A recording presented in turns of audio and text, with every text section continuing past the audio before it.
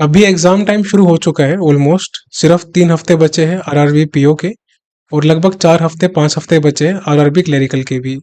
उसके बाद IBPS PO, IBPS clerk, SBI PO, SBI clerk भी आना शुरू हो जाएगा। अब ऐसे में 90% से ज्यादा स्टूडेंट सबसे बड़ी मिस्टेक करेंगे, इवन कर भी रहे होंगे। बट मुझे लगा आप सभी को मुझे वार्न कर देना चाहिए कि ये मिस्टेक मत करो, वरना आपका रिजल्ट बेकार आएगा। ये आपका प्री भी हो सकता है या मेंस भी हो सकता है। बैलेंस करना सबसे इंपॉर्टेंट है, बैलेंस करना सीखो। काफी बच्चे क्या करते हैं, ये जो टाइम है यहाँ पर फोकस ज्यादा करते हैं अपने स्केड्यूल में, और जो टारगेट्स है इस पे फोकस कम करते हैं। अब इसमें डिफरेंस क्या है, यहाँ पर जो टारगेट्स हैं वो हमेशा ग्रेटर देन आते हैं टाइम से। अब ये क्यों है, क्या है, तो ध्यान से सुनना मेरी बात। तो देखो यहाँ पर जो टाइम है, ये जो बच्चे ग्रेटर करते हैं टारगेट्स से, यानी कि कहने का मतलब है कि वो अपना डेली का टाइम टेबल बनाते हैं। तो जो बच्चे टाइम टेबल बनाते हैं ना, मैक्सिमम बच्चे वो कभी भी अपना स्केड्यूल फॉलो कर ही नहीं पाते, अपने टारगेट्स फॉलो कर ही नहीं पाते, और फिर इनको फियर क्रिएट होता है और एंग्जाइटी क्रिएट होती है, प्लस सेल्फ डाउट्स आने शुरू होते हैं। क्योंकि ये जो टारगेट्स है ना, ये सस्टेनेबल है ही नहीं। ये जो आपका स्केड्यूल है, टाइम टेबल है, कैसे करेंगे?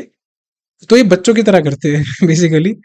जैसे सुबह 7 से लेकर 8 बजे तक हमको शावर लेना है, ठीक है। उसके बाद 8 से लेकर 9 तक हमको ब्रेकफास्ट करना है, साथ में डोरेमोन देखना है, ठीक है। एंड उसके बाद 9 से लेकर 11 तक हमको इंग्लिश करना है। एंड 11 से लेकर 1 बजे तक हमको क्वांट करना है, इसमें अर्थमेटिक हो सकती है। उसके बाद 1 से लेकर 2 तक हमको लंच करना है, साथ में हमको मैं हूँ मास मूवी देखनी है, साउथ वाली।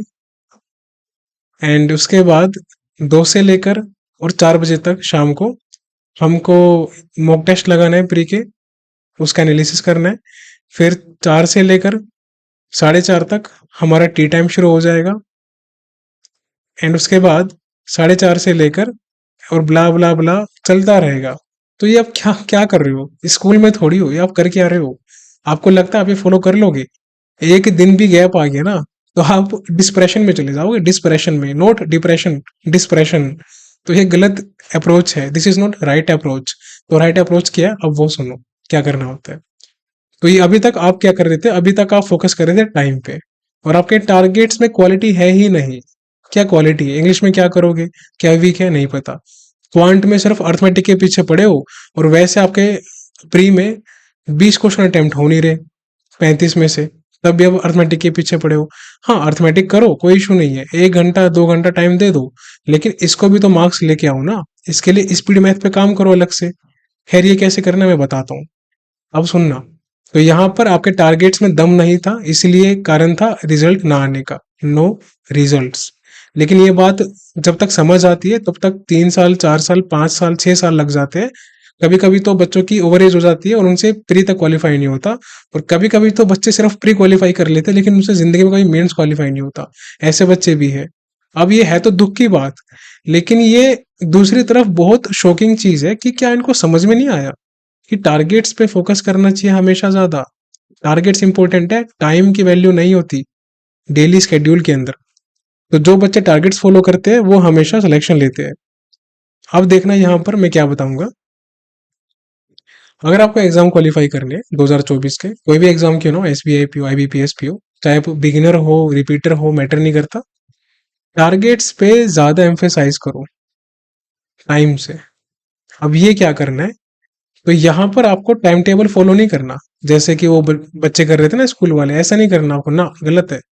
आपको क्या करना है, राइट अप्रोच क्या होती है, पहले आप अपने वीक एरियाज को लिख लो। और ये हमेशा लाइफ में काम आएगा आपको, ये चीजें कोई बताता नहीं है, क्योंकि अगर चीजें बता दी तो सभी बच्चे इंटेलिजेंट हो जाएंगे ना। तो वीक एरियाज में आपने क्या लिखा, यहाँ लिखा वीक एरिया, यहाँ लिखा मॉडरेट, और यहाँ लिखा स्ट्रोंग एरिया। 3 लिख लिया, ठीक है। एक काम करते हैं, स्ट्रोंग को यहाँ से हटा देते हैं, थोड़ा सा दूर लिखते हैं। यह हो गया आपका स्ट्रोंग एरिया।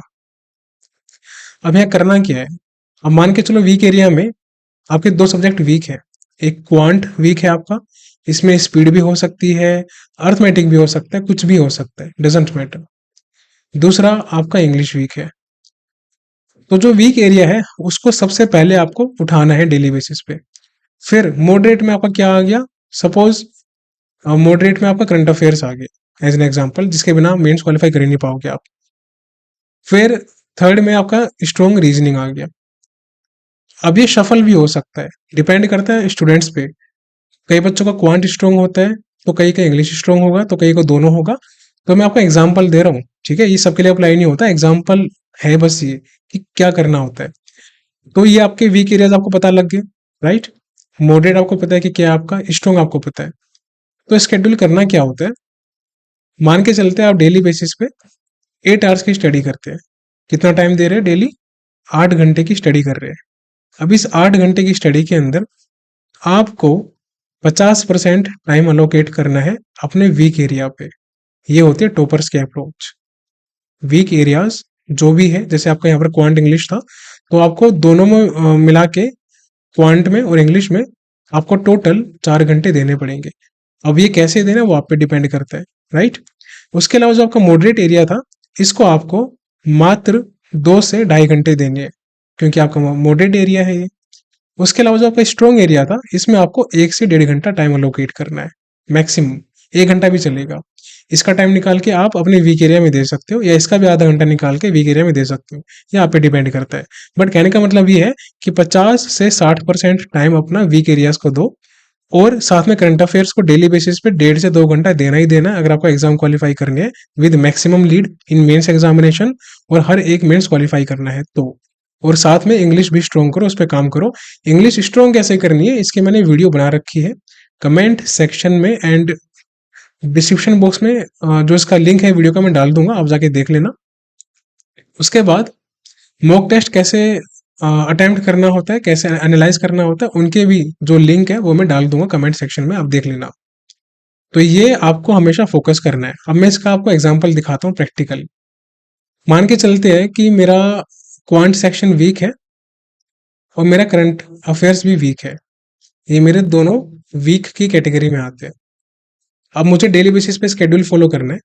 अब यहाँ पर मेरा जो रीजनिंग है वो मॉडरेट है, एंड क्वांट यहाँ पर मेरा, सॉरी क्वांट कह रहा हूँ मैं, इंग्लिश है, तो इंग्लिश यहाँ पर स्ट्रॉन्ग में आता है मेरा।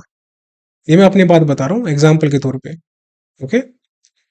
तो अब मैं क्या करूँगा, अब मुझे मान लो 8 घंटे स्टडी करनी है, जो कि सस्टेनेबल होती है लॉन्ग टाइम तक।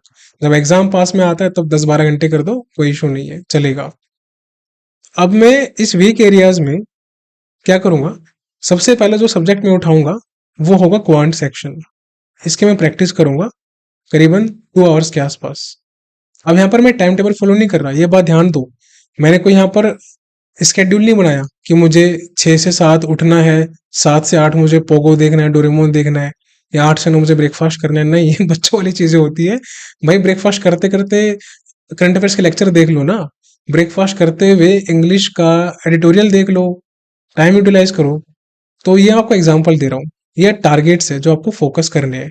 टारगेट्स कैसे भी फोकस कर सकते हो, चाहे दिन में करो चाहे रात में करो, चाहे आप स्टडी दिन में करते हो चाहे आप स्टडी नून में करते हो या रात को करते हो, मैटर नहीं करता, बस आपको टारगेट फिनिश करने हैं, वो है हमारा एम्फेसाइज।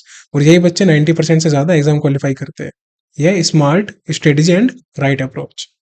तो क्वांट को सबसे पहले मैंने 2 घंटे दिए, इसमें मैं स्पीड मैथ कैलकुलेशन इन सब पे काम करूंगा। उसके बाद मैंने लगभग 2 घंटा करंट अफेयर्स को दिया। कितना करंट अफेयर्स को दिया, इसमें मैंने लर्न किया प्लस रिवीजन किया। हाँ, करंट अफेयर्स से याद आया, थोड़ा प्रमोशन कर लूँ, इतना तो बनता है। तो यहाँ पर देखो हमारा प्राइवेट ग्रुप है, पिछले 5 डेज में 400 से ज्यादा बच्चे ज्वाइन हो चुके हैं। ये एक प्राइवेट मेंटोरशिप ग्रुप है। मेंटोरशिप ये कोई कोर्स नहीं है। यहाँ पर गाइडेंस मिलेगी कि कैसे आपको करंट अफेयर्स कंप्लीट करनी है, आपको टारगेट्स दिए जाएंगे, और जितने बच्चे होंगे 400 प्लस, उन सभी को टारगेट्स दिए जाएंगे, वो सभी को सेम टारगेट फॉलो करने हैं। इंग्लिश और हिंदी दोनों में कंटेंट होता है हमारा, जो कि नोट्स पीडीएफ होती है राइट अप्रोच की, वो सारी नोट्स पीडीएफ ग्रुप में सेंड की जाएगी, और जैसा मैं बताऊंगा बस वैसा फॉलो कर लेना। ग्रुप का प्राइस है 499। इसकी जो ड्यूरेशन है 1 अप्रैल 2025 तक ये वैलिड है, तब तक रहेगा ग्रुप। और ये सभी एग्जाम के लिए एप्लीकेबल है, चाहे आरआरबी पीओ हो, आरआरबी क्लरिकल हो, आईबीपीएस पीओ हो, आईबीपीएस क्लरिकल हो, या एसबीआई पीओ, एसबीआई क्लर्क, कोई भी क्यों ना हो, सबके लिए एप्लीकेबल है। बस जैसा मैं कहता हूँ वैसा फॉलो कर लो।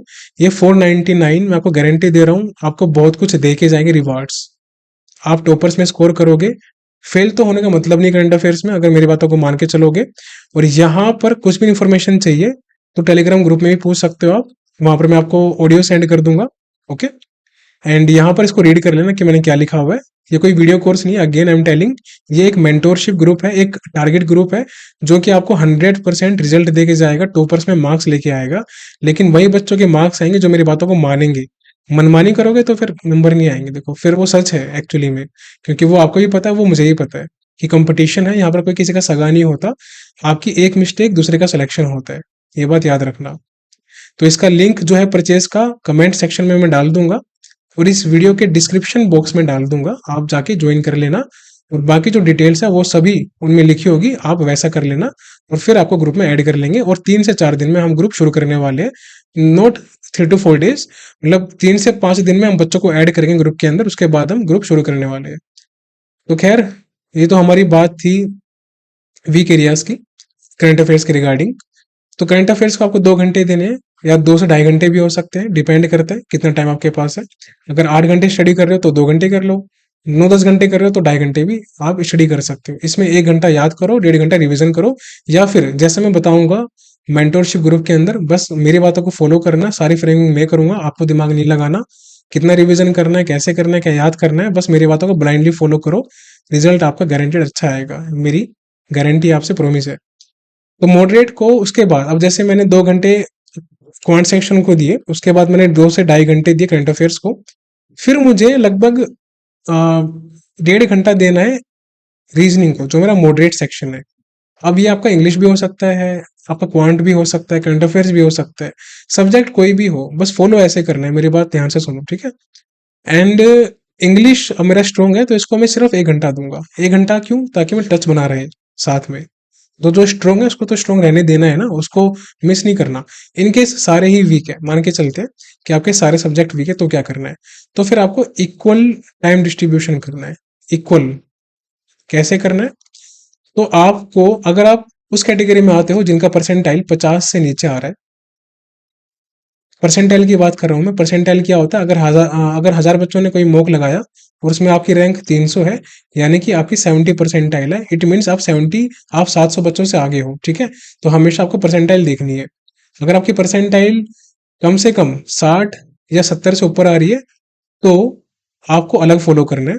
तो जो बच्चे 50 वाले होंगे उनको फोकस करना है प्री पे मेनली। जो बच्चे 70 या उससे ऊपर वाले होंगे, या 60 से ऊपर वाले होंगे, उनको प्री प्लस मेंस दोनों पे फोकस करना है।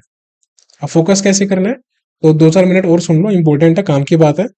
अब कई बच्चों को प्री के साथ मेंस की भी तैयारी करनी होती है। तो अगर आप इस कैटेगरी में आते हो जिनका परसेंटाइल 50 से नीचे है, तो आपको अभी लगभग 6 हफ्ते सिर्फ प्री पे फोकस करना है। साथ में करंट अफेयर्स और इंग्लिश लेके चल सकते हो, लेकिन आपको रीजनिंग और क्वांट मेंस का अभी प्रैक्टिस नहीं करना अगले 6 से 8 हफ्ते, ये भूल जाओ। लेकिन आपको करना है जो 70 परसेंटाइल से ऊपर आ रहे हैं, तो आपको यहाँ पर रीजनिंग और क्वांट भी अल्टरनेट डे पे प्रैक्टिस करना है। या आप वीडियो से कर सकते हो, या फिर सेक्शनल मॉक से कर सकते हो, या बुक से भी कर सकते हो, वो आप पे डिपेंड करता है। एंड ये तो कुछ बातें थी जो कि आपको मुझे बतानी थी इसके अंदर, कि इक्वल टाइम डिस्ट्रीब्यूशन कैसे करना होता है। तो यहाँ पर आपके, अगर मान लो 4 सब्जेक्ट है, current affairs, English, quant and reasoning, तो यहाँ पर आप 2 से ढाई घंटा करंट अफेयर्स को दो, या 2 घंटे भी चलेंगे, सफिशियंट है। 1.5 घंटा भी सफिशियंट है इंग्लिश के लिए, इतना इसको देना है, या 2 घंटे मैक्सिमम। और क्वांट के लिए लगभग 2.5 से 3 घंटे भी जा सकते हैं, बट मैक्सिमम 3 घंटे देने, इससे ज़्यादा टाइम एक्सीड मत करना। और रीजनिंग के अंदर भी 1.5 से 2 घंटा बस, ऐसे इक्वल टाइम डिस्ट्रीब्यूट करो। अब पूरे दिन में कभी भी इनको फॉलो करो, वो मैटर नहीं करता, क्योंकि आपने अपने वीक एरियाज के अकॉर्डिंग इनको कंप्लीट किया है। तो टारगेट्स को कंप्लीट करने में फोकस करो और टाइम को छोड़ दो। ये टाइम टेबल बनाना बच्चों का काम होता है, और ये फॉलो नहीं होता। मैंने बच्चे देखे हैं ऐसे, तो 3 साल 5 साल से सिर्फ टाइम टेबल बनाते रहते हैं, और एग्जाम क्वालिफाई नहीं उनके होते। बट आपको ऐसी मिस्टेक नहीं करनी। तो जैसा मैं बता रहा हूँ बस वैसा फॉलो कर लो, सिलेक्शन हो जाएगा जल्द से जल्द। वरना ये जो लूप है ना कंपटीशन एग्जामिनेशन का, बहुत गंदा लूप है, मैं आपको बता रहा हूँ। इसमें anxiety, depression, self doubts, frustration इतना होता है कि पूछो मत। तो बजाय अपने प्रीशियस टाइम को वेस्ट करने के, एक मेंटोर की हेल्प ले लो, उन बातों को फॉलो करो, और उसको अप्लाई करना शुरू कर दो। तो आज से, अभी से, कभी भी ये सब चीजें करना बंद कर देना, ठीक है? कभी कभी मत करना ऐसा, 7 से 8 ये करना है, 8 से 9 वो करना है, पागलों वाली चीजें होती है ये। बहुत ही यूनिक बच्चे होते होंगे शायद, 1000 में से 2 या 5 जो फॉलो कर लेते होंगे, बट आप छोड़ो, आपके बस की बात नहीं है तो करना भी नहीं चाहिए। सिलेक्शन तब भी आपके होंगे आराम से। तो आपको हमेशा यही करना है, जैसे मैंने बताया, वीक एरियाज पे फोकस सबसे पहले करना है, फिर मॉडरेट पे फोकस करना है, फिर स्ट्रॉन्ग पे फोकस करना है लास्ट के अंदर, राइट? और प्री के मॉक, आप अगर आपका परसेंटाइल 50 से नीचे आ रहा है तो डेली बेसिस पे 3 4 5 प्री के मॉक लगाओ, आरआरबी पीओ के, ठीक है? आरआरबी पीओ के लगाने हैं। अगर आपका परसेंटाइल 70 से ऊपर आ रहा है तो आप 2 या 3 मॉक मैक्सिमम डेली के लगा लो, सफिशिएंट रहेंगे। उसके बाद जितना टाइम बचता है ना आपका, उतना करंट अफेयर्स को दो, 1.5 घंटा 2 घंटा 2.5 घंटा, 1 से 1.5 घंटा इंग्लिश को दो। और फिर भी टाइम बचता है इसके बाद, तो अल्टरनेट डे पे रीजनिंग और क्वांट की प्रैक्टिस कर सकते हो, सेक्शनल मेंस की, या फिर वीडियो से भी प्रैक्टिस कर सकते हो।